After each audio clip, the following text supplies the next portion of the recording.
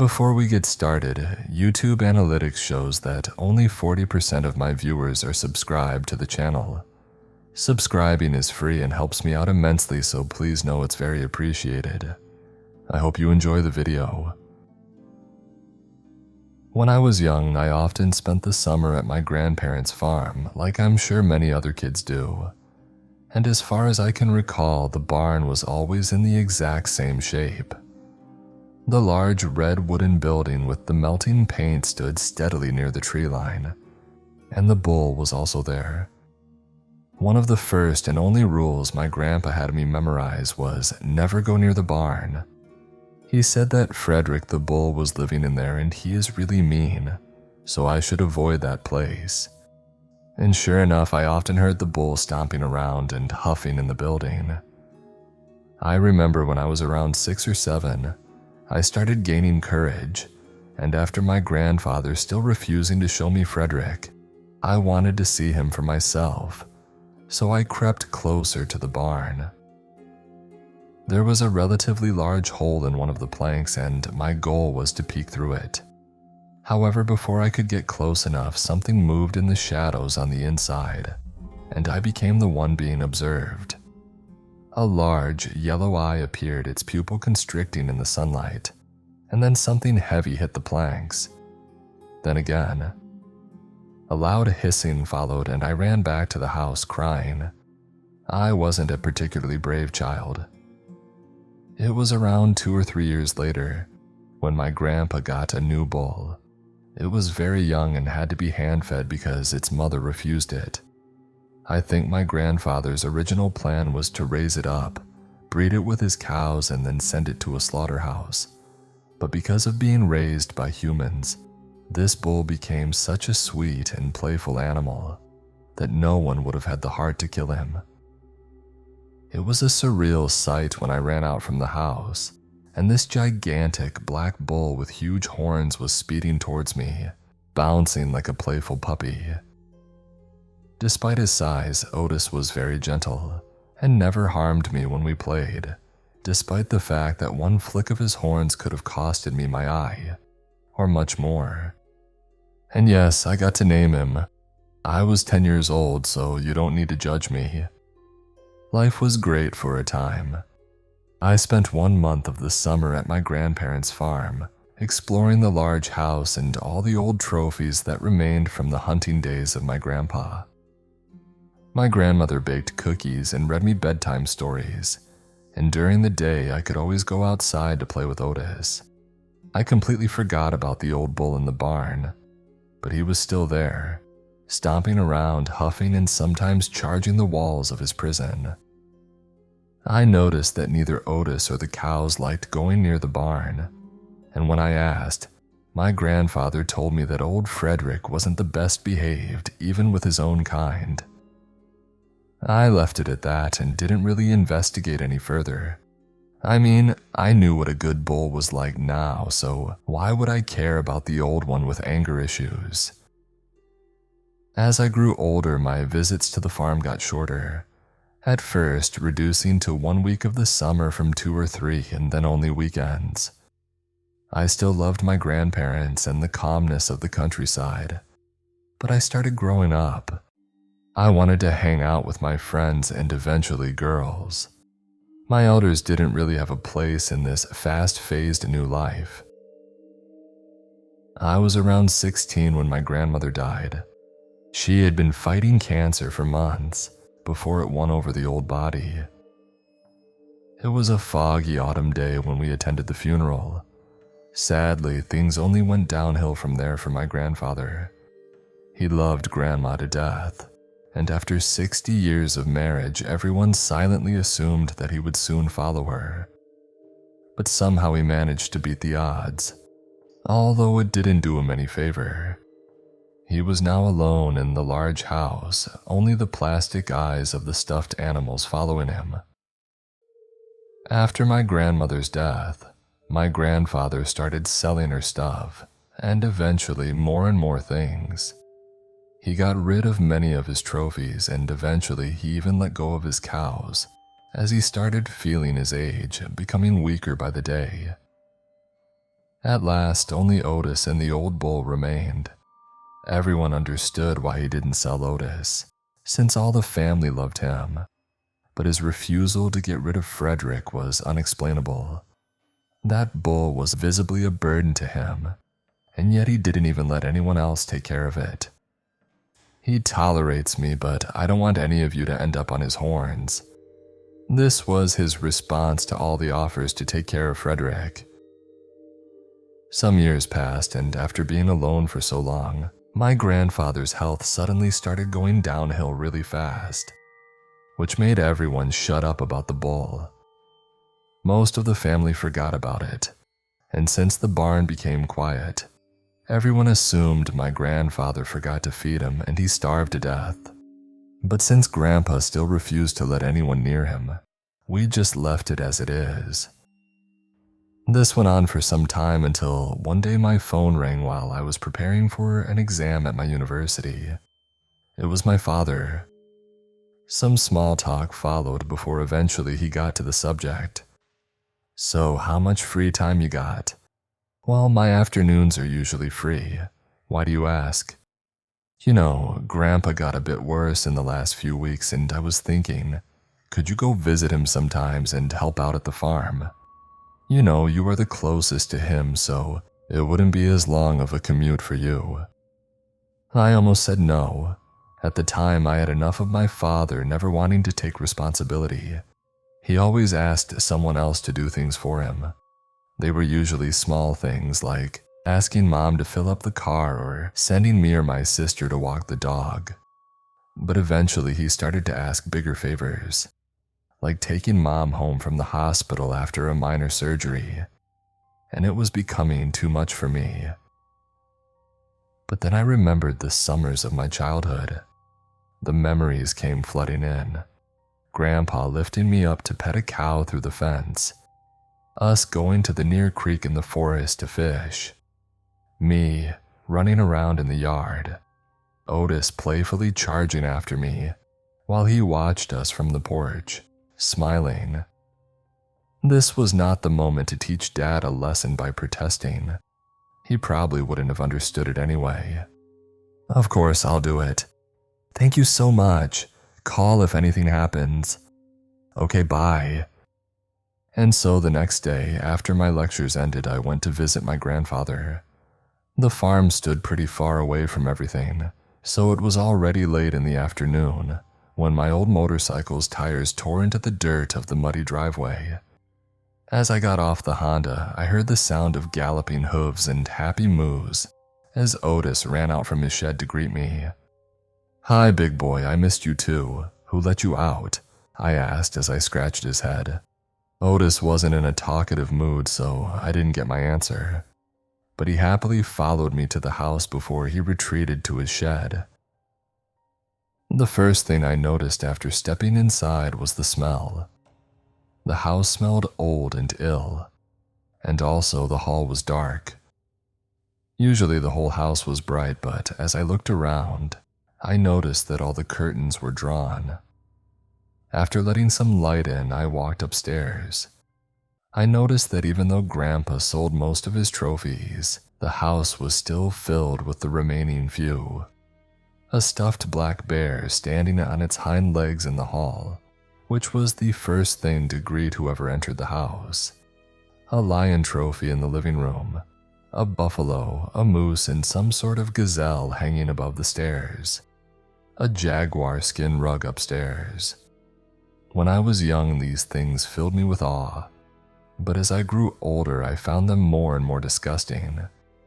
And even now, as I walked towards the bedroom, they were still a sad sight, and as the light danced on the glass eyes, it started to fill me with unease. It was as if the dead animal's long-gone eyes were following me. I finally reached the bedroom. Fortunately, there weren't trophies here apart from some sort of alligator or crocodile skin nailed on the wall, but at least it didn't have eyes. My grandpa was hidden under a bunch of heavy blankets. He seemed so small, alone in the large oak wood bed, which he shared with Grandma until she was no more. But also he seemed old, It has been a while since I saw him, and time wasn't easy on him in the meantime. His skin was hanging on him like only the skeleton remained underneath, and as he opened his eyes to look at me, I thought that they started to look like the glass ones of his long-dead animals, as if his soul was halfway out from his body. "Josh, is that you?" "Hi, Gramps." "Come closer, I haven't seen you in ages. How's the university?" "It's going well. How are you? Do you need help with anything?" Although he clearly wasn't in a good shape, at first Grandpa still refused any help, but after a while and some chatting, he asked for some soup. I was never a good cook, but I tried my best. When I returned to his room with the steaming bowl in my hands, I saw he fell asleep.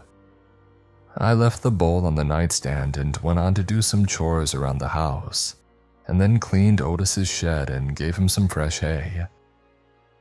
After that, I went back to the house, but Grandpa was still asleep and it was getting late, so I hopped back on my motorcycle and left.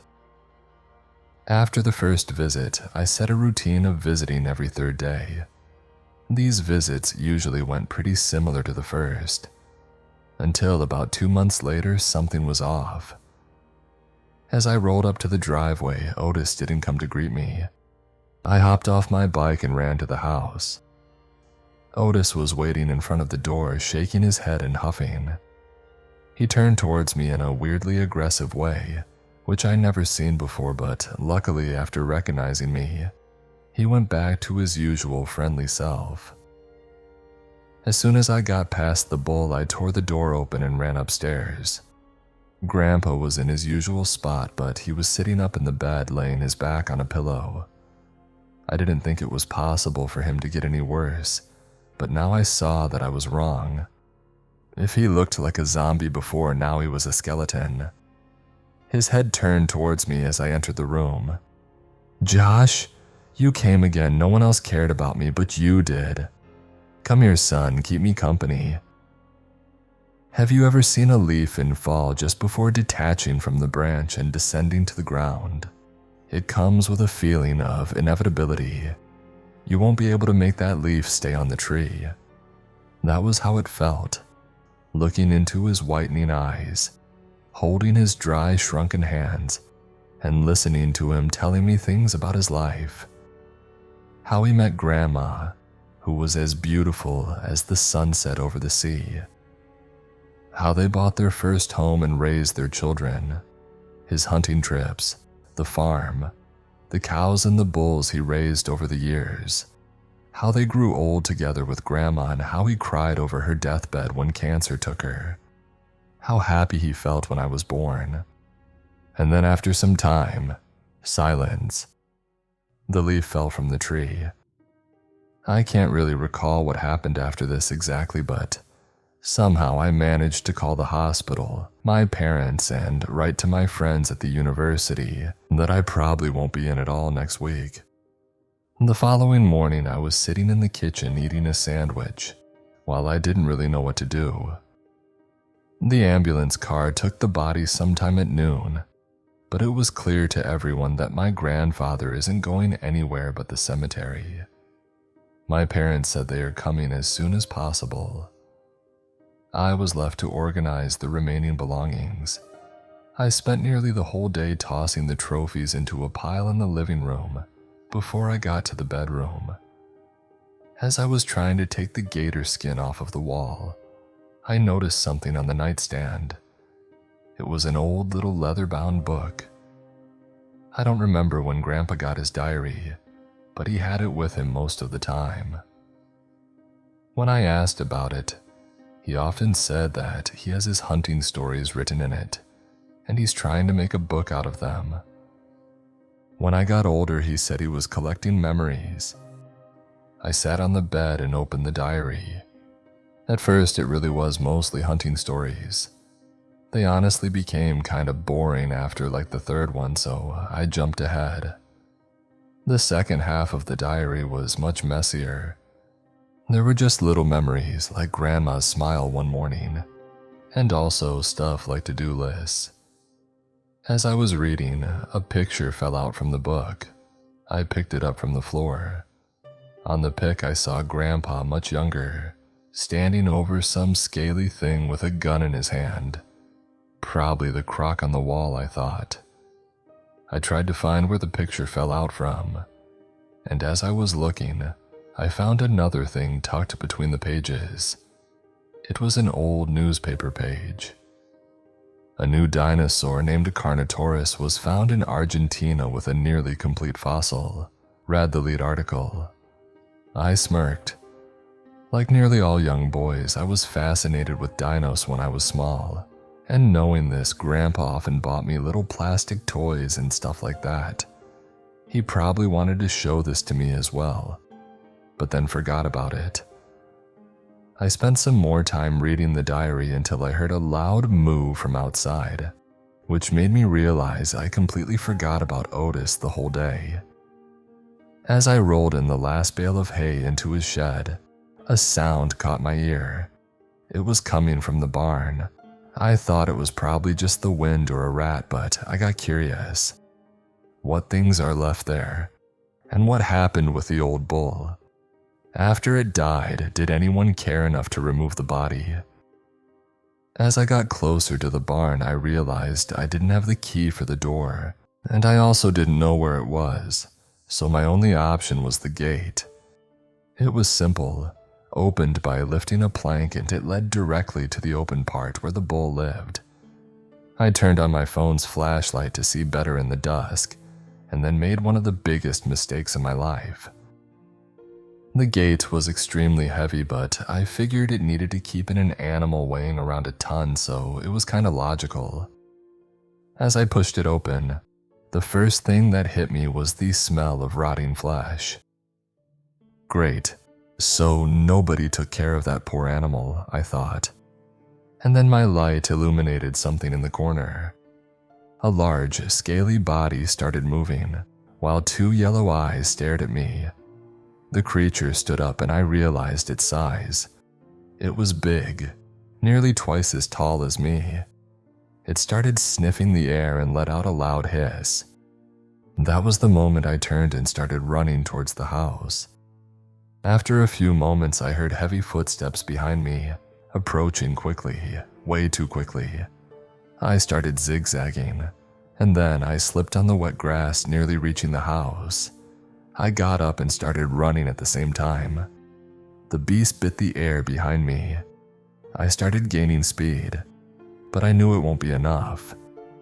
I felt its warm breath on my head, and I heard the sound of the jaws opening again, and then a loud slam and surprised hissing. I probably did the stupidest thing by turning, but apparently it was my lucky day. Well, kind of. Otis and the beast were circling each other in the yard. The moon spread light on the two animals, and I was able to take a better look at the beast. It was taller than Otis, but its body wasn't really bulky. The muscular hind legs gave the creature most of its height. Its face was short and two small horns were poking out of its head over the eyes. At first, I thought it had no forelimbs at all, but then I noticed the two sausage-looking things next to its body. To be fair, it would have looked really stupid if it was a bit smaller. Some of its scales were bigger on its side, forming little bumps on the skin. The creature's tail was around as long as the body. As I watched them, I noticed that the beast seemed familiar somehow. Suddenly it came to my mind. The newspaper article in Grandpa's diary about the fossil, Carnotaurus. But what the hell was it doing here, looking way too alive? I couldn't really think more as the Carnotaurus found an opening. It struck forward, but fortunately Otis was prepared. He was in full fight mode. I never seen him like that before. As the dinosaur charged in, he turned and headbutted it. Blood started raining from the Carnotaurus's nose. It groaned in pain and took a step back. Otis saw the opportunity, and as the predator retreated, he rammed into it, his horns tearing into the chest of the beast. The Carnotaurus screeched as the bull turned to face it again. Then after a short pause, it took a step back. then another. And then with its next step, it lost its balance for a moment. It didn't take more than that for Otis to come charging at the Carnotaurus. And then as I started cheering and Otis victoriously lifted his head for the killing blow, the dinosaur stepped sideways. As the bull ran beside it trying to turn, the Carnotaurus slammed its head into Otis. Then, as the momentum and the push made Otis fall to the ground, the beast stepped over him and ripped his neck with a massive bite. With Otis's last screams in my ear, I finally snapped out of my frozen state and ran into the house as the Carnotaurus took the first bite from its kill. After I got into the house, I raced to the living room and frantically started searching the drawers. I knew there would have to be some remainder of Grandpa's old hunting ammunition. At last I found it. His old rifle was hanging above the fireplace, and my hands were shaking as I lifted it from the wall and loaded the bullets in. The gun felt cold and heavy in my hand as I opened the front door and aimed it at the dinosaur still feasting on our beloved bull's body. When you've never fired a gun in your life, most of the time you'll miss. Well, I almost missed, but since my target was so large, I still hit it. The only problem was that instead of killing or even really harming it, the bullet only made the Carnotaurus way more annoyed. It growled as the bullet bounced off one of the large scales on its back, then turned towards where the gunfire came from. I slammed the door as it started racing towards me, then tried to think of something. Moments later, the door flung open after a heavy thud, and the dinosaur lowered its head as it tried to get into the house. To my fortune, the door was way too small for it to fit through, so I won more precious moments, while the Carnotaurus tried to figure out a way to get to me. The jaws snapped centimeters from me. Blood and saliva rained on my jacket as I ran to the kitchen. I tried to push the old window open, but after 3 failed attempts, I simply threw a pan through it.